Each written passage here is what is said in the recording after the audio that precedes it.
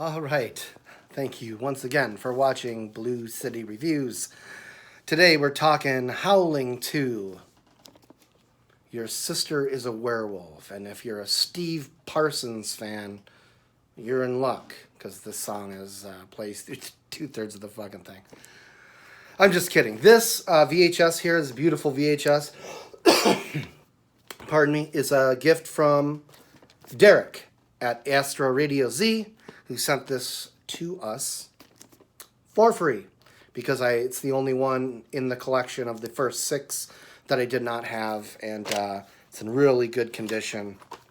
X rental, still smells like the video shop it used to be in. Awesome.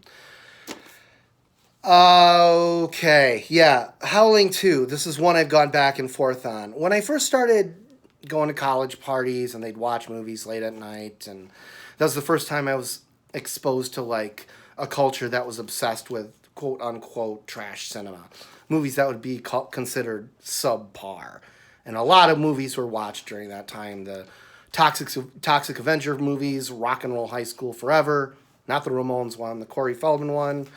This was on that list. Whole bunch of Full Moon stuff. Trancers, which I have the box set I plan on reviewing one day. But this is one they watched a few times. And by that point, I knew who Philippe Mora was. I was a fan of him as a director. Obviously, I'd seen the third one by that point. Hadn't seen this one. But Communion, which is a Philippe Mora movie, I think is just brilliant. I know most will disagree. I'd put that alongside The Shining. If you replace extraterrestrials with a haunted house, which in both cases they're sort of just symbolic, it works fantastic. But I digress. When I watched this at those gatherings, I was like, this is not a Philippe Mora movie. Something's askew here, right? Something's missing.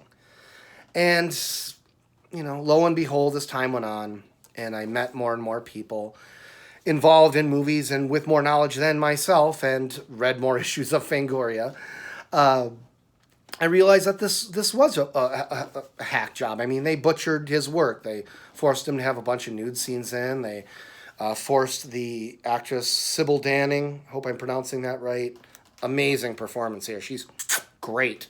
Forced her to do a one shot of her bare boobs, which they then proceeded to use, I don't know how many times. They used the same shot like 50 times in the credits. I'm not kidding. It's like ridiculous, like a music video loop for the teenage boys. Whatever. Oh, Howling 2. Christopher Lee is in this. And he lends a little bit of, the Hammer touch to the proceedings, right? It's interesting to see him almost walking through this 80s music video with this sort of a nuanced detachment, as if he knows what kind of movie he's in and doesn't want to be there. I'm just regurgitating info from IMDb at this point, but he apologized to Joe Dante, the director of the original movie, the original Howling, when they worked together on Gremlins 2. I don't know if this movie's that bad. I've gone back and forth with it. Like, I didn't like it when I first saw it the first few times. My buddy Derek sent me this. I watched it on VHS, and I thought, well, okay, this is campy as hell. I'm glad to have it in the collection. Christopher Lee, Sybil Danning. The werewolf orgies are great. They really are. So Philippe Mora, those werewolf orgies. But then I watched it again last night on Tubi. It's free on Tubi if anyone has the streaming service Tubi. You can check it out there. Beautiful widescreen. I don't know if it's HD, but, there's less screen than the VHS copy. And, yeah, there's something up with the pacing, man. This movie is a rough one. And maybe it's coming after 3, which is my favorite Howling movie thus far. I love Part 3. I think it's maybe Philippe Mora's best. I still think Communion is better. But this is an example of what Philippe Mora can do with a decent budget.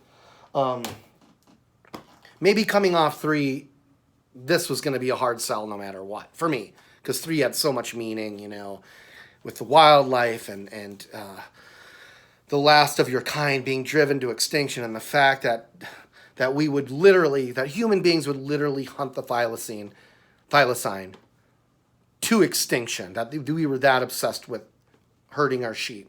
Fucking disgusting. So coming from that to this, which is, you know, obviously lowest common denominator, which is part of its charm, right? That's why it has fans. It was a hard sell for me tonight, man. I'm grateful I have the VHS.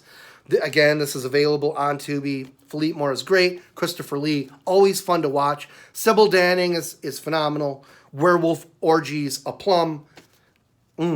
Still, does not quite gel for me. So, yeah, thumb sideways on this one. I'd put this alongside... Well, this is better than 4 because it's not boring.